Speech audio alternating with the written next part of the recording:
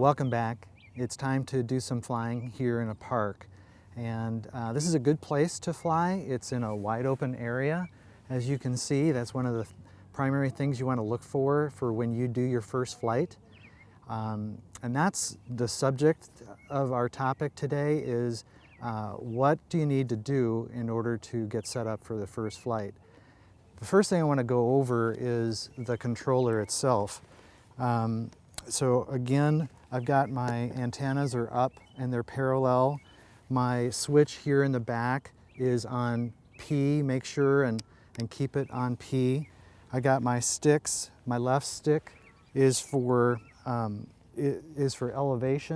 and for descent, and then to go left is yaw, one way or the other. The right stick is to actually go in one direction or another.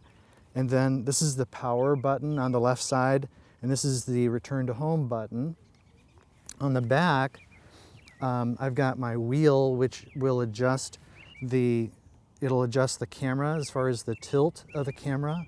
And then I also have a record button. Back here allows me to change the exposure. I also have a couple of buttons. One here is a pause button, so that if you're in the tap to fly mode, you can pause your flight. And also there's a playback button. So these are the buttons and various controls on the controller. We already went over the Go app. Next thing to do is we're going to go ahead and put on the propellers, and I'll take my propellers out of the bag. The bag comes with 8, I'm sure you know that, and they're color coded. The propellers are color coded. The propeller with the silver ring around it is going to go on the side that's clear, and it goes down and to the right. The propeller with the black ring around it goes on the top with the black dots, and so it goes down and to the left. And you can remember it by going black goes back and white goes right. So a little bit of a rhyme there. So black goes back, that's for putting it on, and white goes right. And then another thing to do is to actually test, just pull up on each one, make sure that they're not loose, that they're not going to come off. Next, I'm going to go ahead and take off the gimbal lock. Remember, for doing that, I want the battery facing me, and I'm going to turn it up like so, and then pop off the gimbal lock. Now you'll notice that I've got my ND filter on here. This is a ND8. I've got a nice sunny day, so I want to make sure that I keep my shutter speed down as low as I can to the ideal for the film rate that I'm shooting at. I'm going to start off shooting at 4K, and then I'll also do some footage at 1080p with 120 frames per second. And so we'll do some comparison, and I think that'll be a lot of fun. Next, we need to do a compass calibration. To do that, we'll make use of the Go app and its instructions, and in combination with working with the Phantom itself.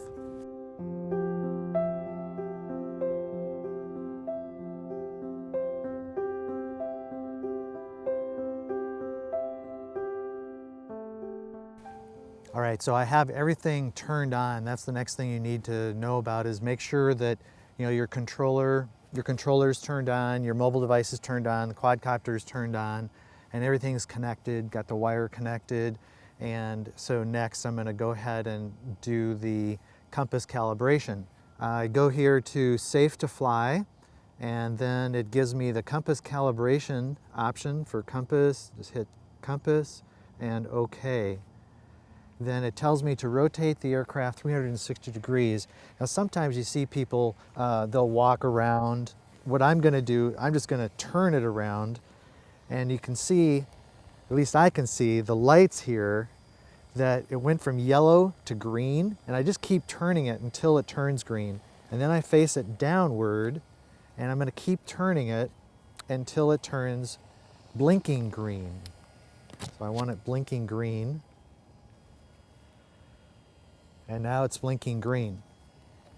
So The other thing that's important here is if I look up at my screen, I can see I've got 14 satellites and it says I'm in GPS. So I have a good GPS lock.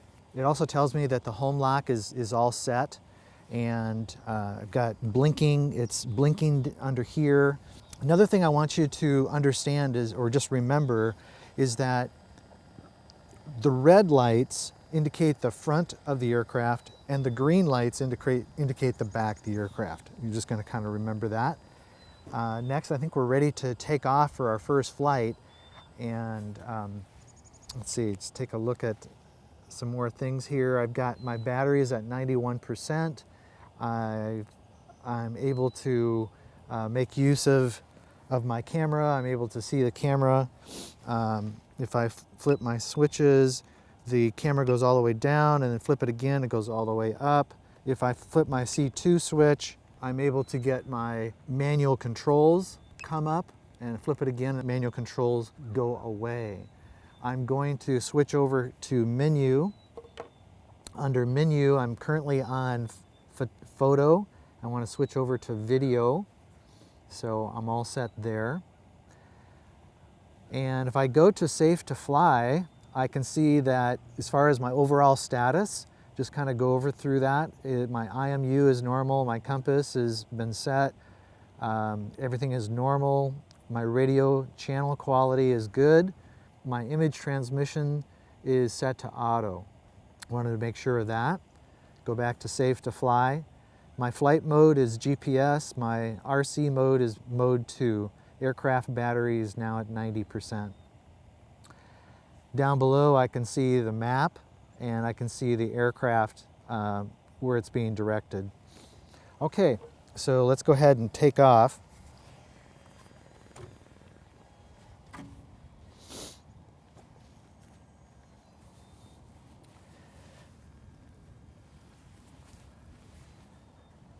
Now basically what we want to accomplish with this first flight is just some very simple things. Is just go ahead and we're going to take off. We're going to fly off a little ways, go to the left, go to the right.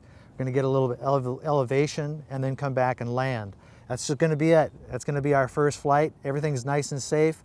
We're just going to practice some of these basics. So when we get started, we have our sticks down into the center. And when it's time to land, you want to turn off the propellers. Once it's landed, make sure that it's landed. You want to make sure that the propellers are all the way turned off. To do that, we press the left stick all the way down and hold it until the propellers are turned off. So let's go ahead and get started. I just heard the message that it's ready for takeoff. I'm going to go ahead and press my record button. I can do that either from the screen or from the controller. I am recording.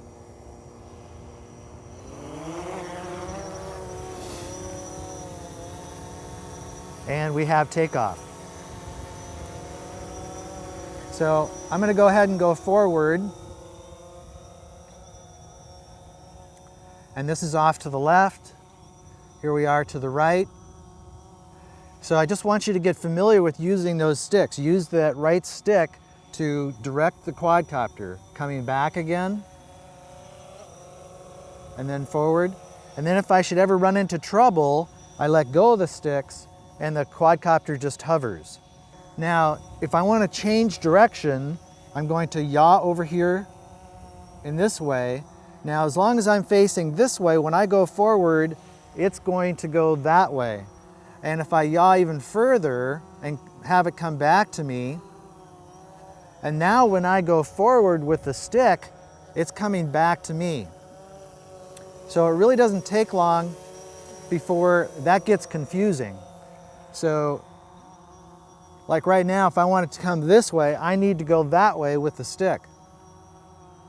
So that's what I want you to practice. I want you to practice just taking off and directing the quadcopter, making sure that you're able to handle it. Let's go ahead and bring it up a little bit. And one more thing I want to mention is that if I want to follow it, this is a great way to follow it, is all I have to do is turn in the same direction as the quadcopter. And now when I go forward, everything makes sense again. And when I come back, it's still making sense.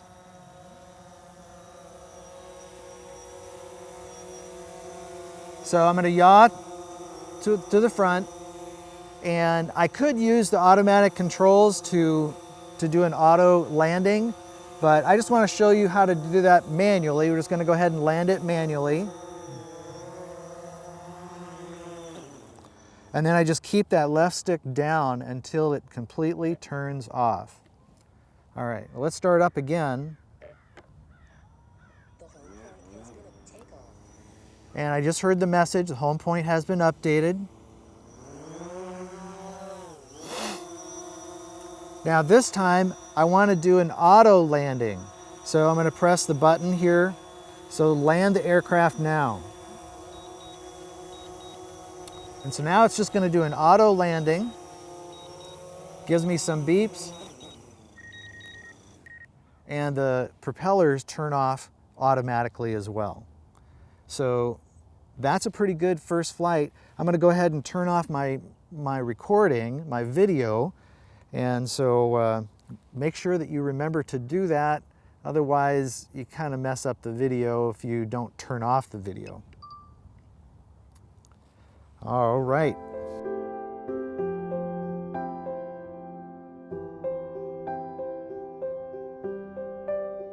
Okay, so I still have some battery life left, and I want to go ahead and take it up. And this time I want to show you course lock and just the benefits of course lock. All right, so now I've got 4K at 30 frames per second. I start recording, and let's take off.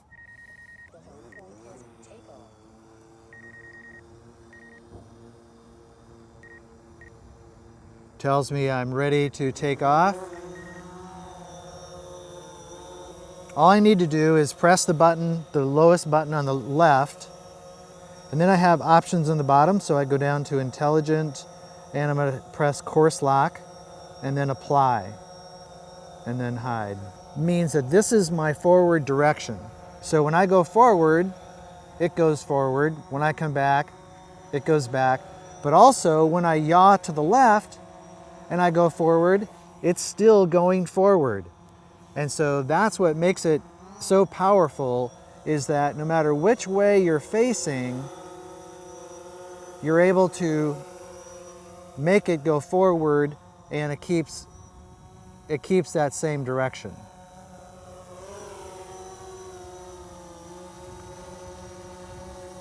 Now, if I should turn directions, it's still, when I'm facing this way, it's still going to be going that way. And when I'm facing this way and I go forward, it's still going that way. So in a sense, that too can get confusing. So if you get into a position where you're changing directions, then it's still going that way.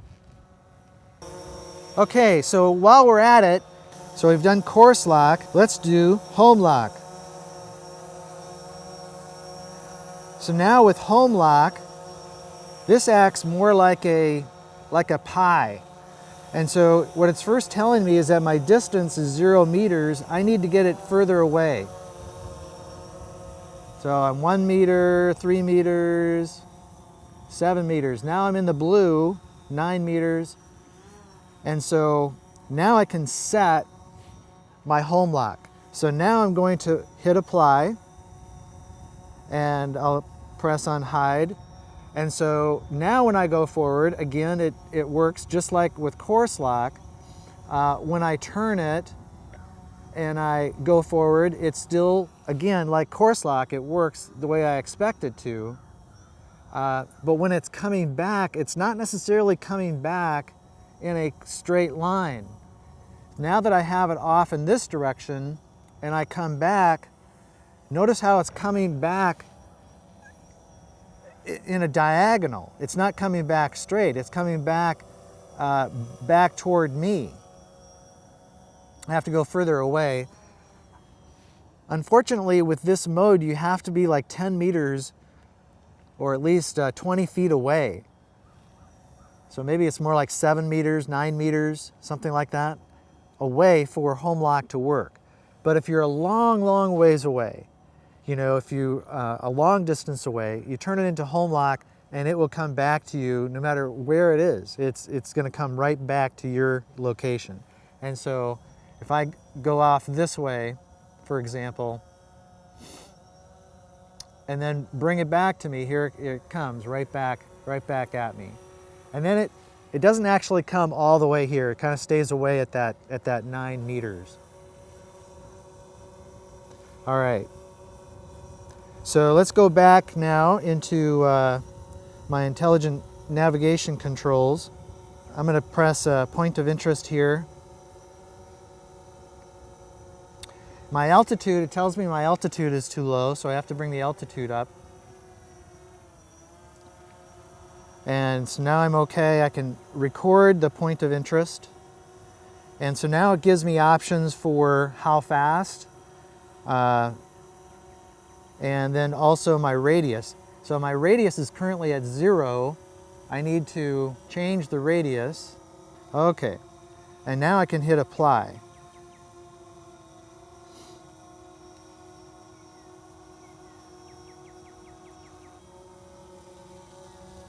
And so now it's going around in a circle automatically. And it's filming at a really nice little speed, and it looks very nice. I can increase the speed. So now it's going around faster. At any time I can pause it. So here I hit pause, now it's just staying there. And then resume, I can hit resume. And then with my stick, I can also turn it so that it's not facing inward necessarily. It's still going around in the circle, but now it's facing outward as I change the controls.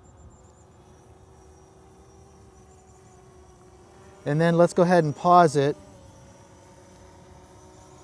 And now if I want to, I can go, instead of anti-clockwise, I can go clockwise and then resume.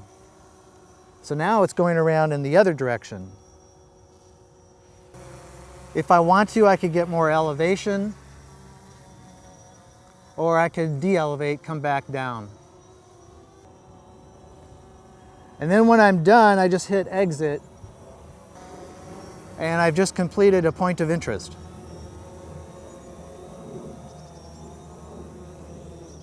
I wanted to turn off the video. One of the things you really need to be careful about with the point of interest is you have to set the radius. And if the radius goes out too far, if you should have obstacles in the way, the quadcopter could easily run right directly into a tree or into some object. So make sure that your elevation is up high enough, that you're above all the obstacles.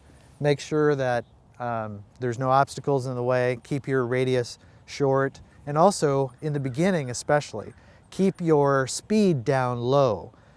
Sometimes I've seen in the past where the speed is up really high, and then it almost feels like it's out of control.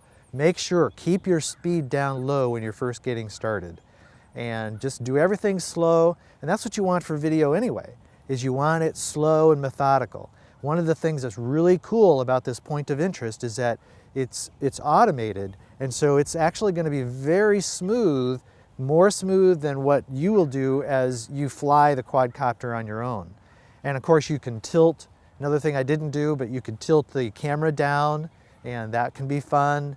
Tilt it up, and as I showed, you can direct the quadcopter in different directions.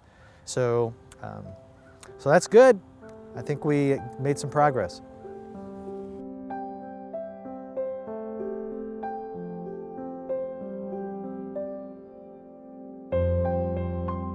So next I want to go over the return to home feature, and in order to do that by button here on the controller, it's just this button here. We're going to press and hold it until the beeping starts, and then it's going to go into return to home. if the quadcopter, of course it's not going to work unless it's up in the air, but if the quadcopter is within 20 feet of where it took off, then it just will land where it is. So we really need to get 20 feet away or so for testing the return to home feature. So let's go ahead and take off here. And I just heard the message, the home point has been updated. So that's critical so that it knows where to come back for the return to home. So in order to activate the return to home, I'm going to press the button, press and hold.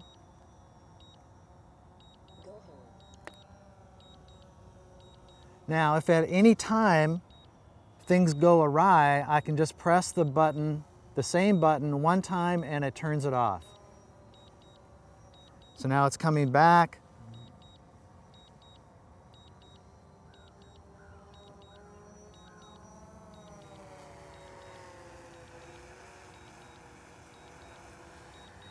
And you don't see it, but it's up above here. And it's coming back down. Another thing I can do is I can direct it so it comes better into your screen. Hopefully you're able to see this.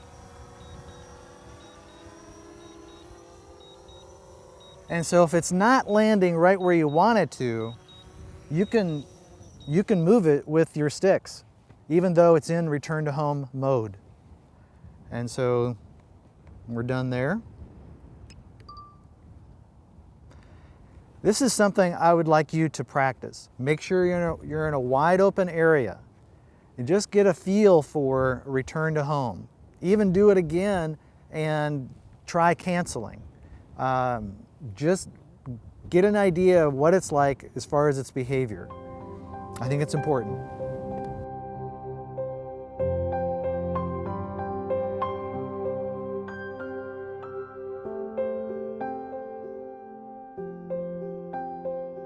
All right, so in this flight, I'm going to demonstrate TapFly. Down here, there's a red goalpost. I'm going to take it up and press on the goalpost on my screen and kind of walk it through the paces there. I've got my pause button here. I'll be ready to pause at any point. I can always turn it off and come back again. So let's go ahead and take it up.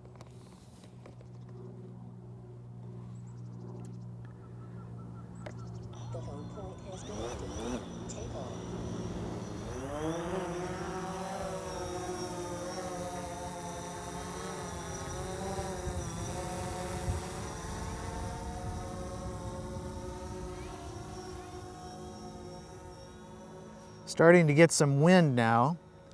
Okay, so just to review some other things, my screen shows that I've got GPS. I have 14 satellites. My battery is good. I'm at 97%. And I'm recording now. So the next thing is to go ahead and press on the item, and then it says go. So I'm going to hit go.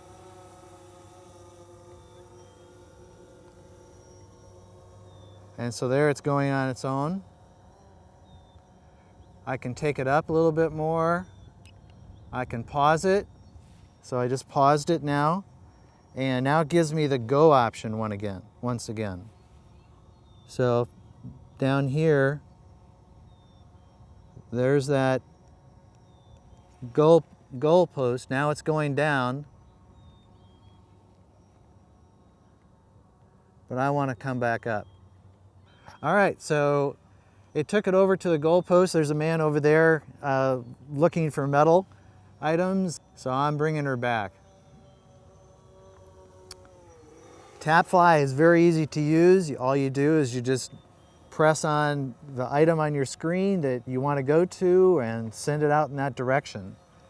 Again, there's always going to be things to be concerned about. Speed, are there going to be other objects in the way? That sort of thing.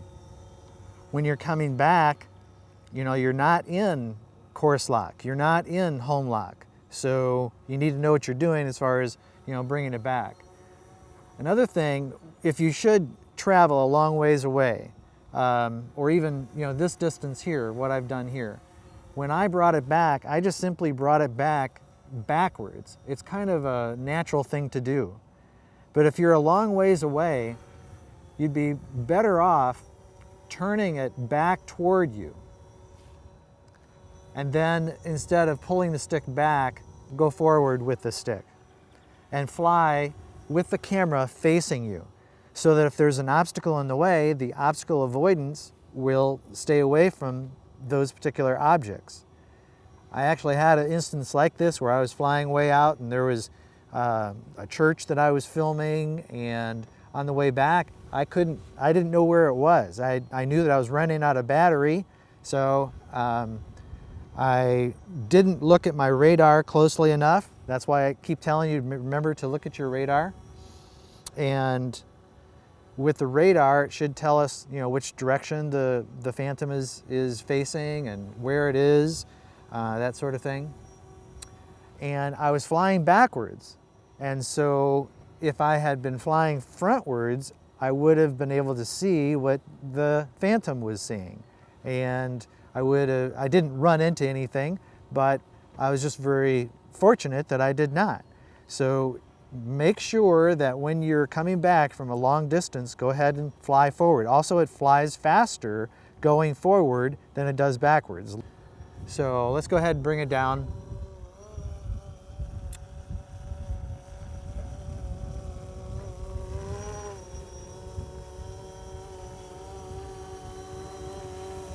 And let's land it.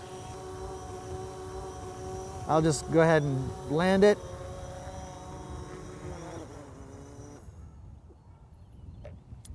And turn off the video.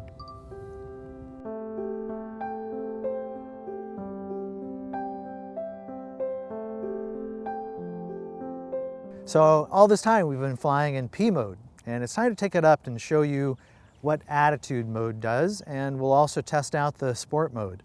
So the Phantom is still turned on, we're ready to go. So I'm gonna go ahead and head out of the mode that I'm in now. I'm gonna go back to normal. So again, how do you take off? It's down into the center. I am getting some beeping, but that's because the camera sees the grass and objects in the way. As soon as I take off, then the beeping goes away.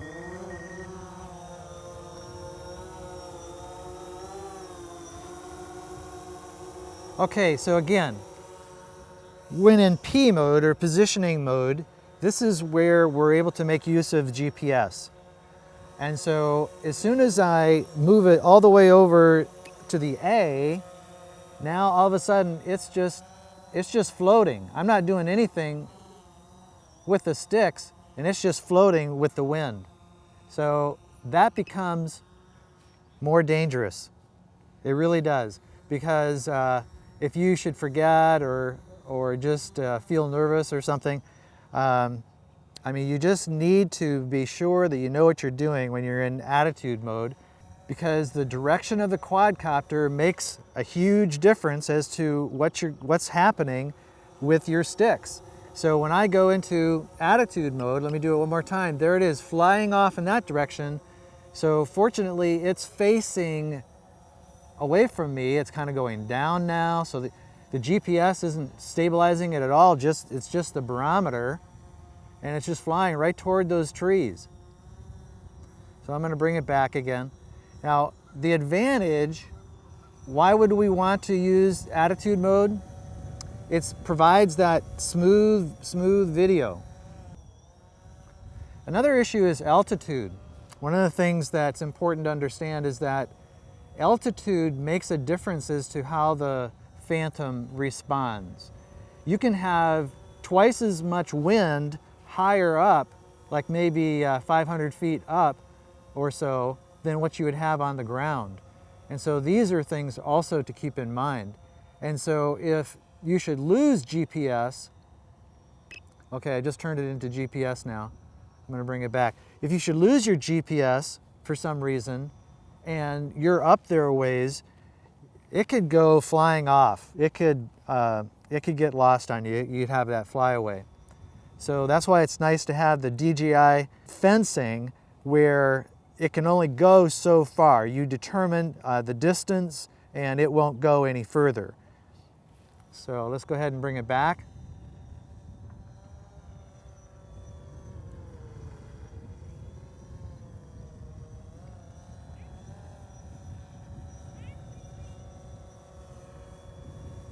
Now for those sports crazy people, we'll go ahead and go into sport mode. Now in sport mode, okay, it tells us maximum speed, braking or significant, all of that. Even in sport mode, it's pretty well stabilized. Notice it's really moving now.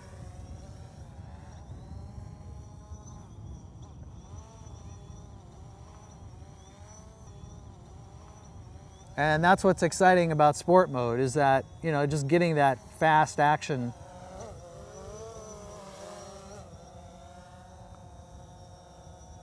Not very good for video purposes, but good for showing off to your friends, which is another one of the things that I recommend you not do, actually, especially when you just get started, is don't be showing off. You get out here and it doesn't take long to get a crowd. And it's a natural instinct to want to show off and show what it can do. And you're brand new. You don't know what it can do. And the first thing you do is run into trouble with something. Now, fortunately with sport mode, we're able to be stabilized in GPS. And to get out of sport mode, again, all I need to do is flip the switch over to P. And now I could go back into the intelligent navigation screen. And all right, well, it's time to bring this baby down. I'm gonna go ahead and let it land automatically this time. I'll press the auto land and drag it over and let her come down.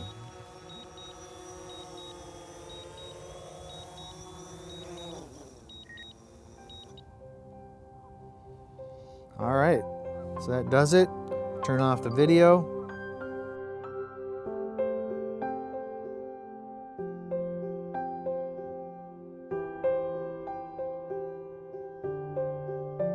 All right, so I'm going to go ahead and test out the ActiveTrack feature. I have a couple of volunteers to help me out with ActiveTrack. They're going to run along, and so we'll see what happens.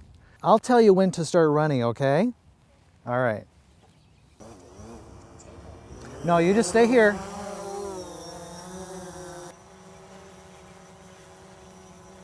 Okay, go ahead and go. Ready? Yeah.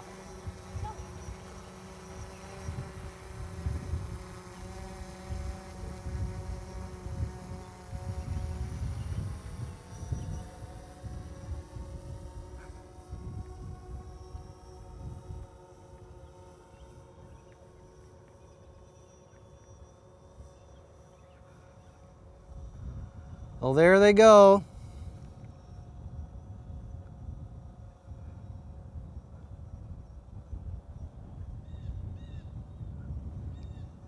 It seems to be following the little girl.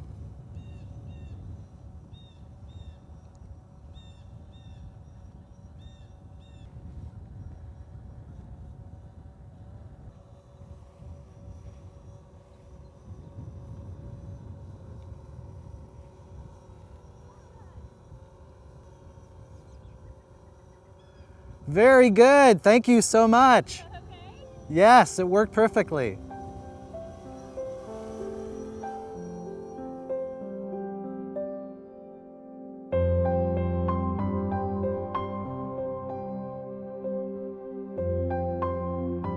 I want to thank you for watching. This concludes our video for lesson 3.